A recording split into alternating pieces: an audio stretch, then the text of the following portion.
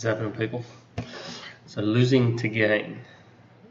The idea behind this is that in order to gain something, we have to lose something. It's pretty obvious. So it's based, it's a truism, but I think it's often forgotten kind of truth when we're talking about something of value, something we're trying to gain that has a lot of value. That part of that is losing something of equal value. It's not something that has less value. It's not something that I'm happy to give this. It is something we want, something we loved, and that has to go. We have to lose that. Yes, I think this is something that's developing right now and gaining pace. This loss, the ending of things. There's a shift in our environment. It's very slow in many ways, as far as how it's creeping up on us, but I think it will hit us like a hurricane, like a storm that we've expected for a while, but kind of pretended wasn't coming. I think those ahead of this game, those ahead of this storm will thrive. They will do very well, and those behind, whatever behind means, they'll become desperate and dependent and possibly destroyed as well. I think any revolution, any kind of drastic change leaves behind a lot of people, and that idea of leaving behind is a euphemism for devalue and discard and destroy. And this is nature. This is part of nature, of shedding the old to make way for the new. Shedding, again, is a nice word. Destroying the old, burning the old, sacrificing the old. The old becomes people. It's machines and language and ideas, beliefs and knowledge, morality and personalities even. We lose personalities, types of people.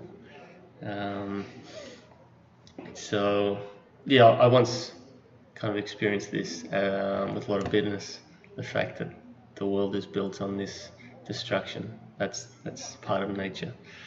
Growth is built in death.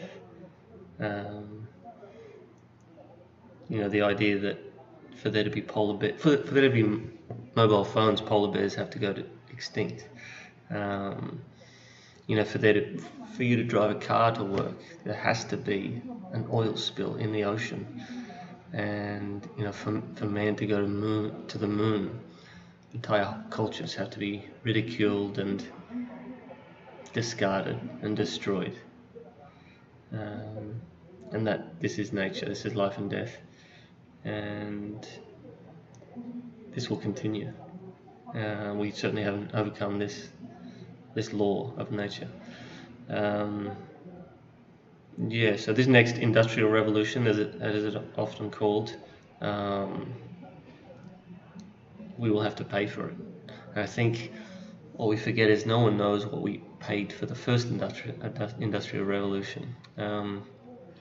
You see facts and figures and pictures and biographies and things, history, but no one can really capture the personal and the societal upheaval, and so much of that was lost just as it happened. It's not something that you write down. It's not something you can even capture. The experience of transformation is lost when transformation is achieved. What we once were is forgotten and discarded as part of transformation, I think. So I think there are endings everywhere right now, and perhaps this is always the case. I think it reaches a crescendo in times like these. I think they're very quiet endings, and that most of these endings will be forgotten, must be forgotten. Yeah. All right. I'll see you next time. Bye-bye.